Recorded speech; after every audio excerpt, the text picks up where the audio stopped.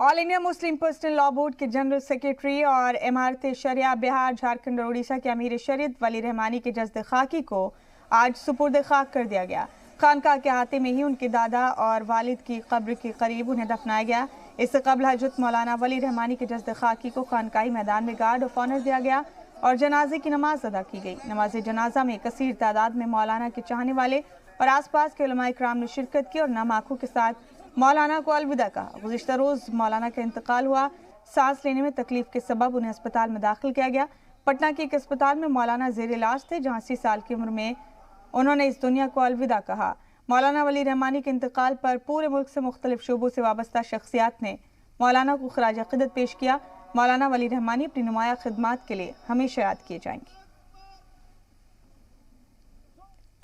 ये हमारे अमीर शरीयत बिहार, झारखंड, उड़ीसा के अमीर शरीयत थे। ये पूरे बिहार और झारखंड, उड़ीसा के ही नहीं, ये पूरे हिंदुस्तान के ही नहीं, ये पूरी दुनिया की रहनुमाई करने वाले उलमाए दीन थे। ये कौमी मिल्लत के लिए और दुनिया के लिए, एक मानवता के लिए ये मिसाल थे।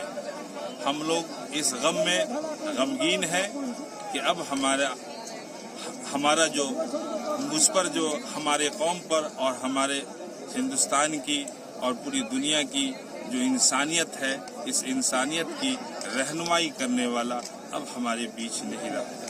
ये हम पूरे मुल्क का ये नुकसान है। हज़रत वली रहमानी साहब इस दुनिया में नहीं रहे। उनका जाना पूरे मुल्क के लिए, पूरे हिंदुस्तान के लिए, भारतवर्ष के लिए गरीब, लाचार, बेबस, अशिक्षित लोगों का बहुत बड़ा नुकसान, चाहे वो किसी भी कम्युनिटी का हो। शिक्षा में क्रांति लाने का काम, गैर बराबरी दूर करने का काम, सामाजिक वैमनस्यता को ख़त्म करने का काम, और मुसलमानों के अंदर ख़ास तौर से जो सियासी बेदारी नहीं थी, समाजी बेदारी नहीं थी, तालीमी बेदारी नहीं थी, वो पैदा करने का काम, एक क्रांति लाने का काम मुसलमानों के अंदर। अगर ये एजुकेशन हो जाएगा, ये बढ़ जाएंगे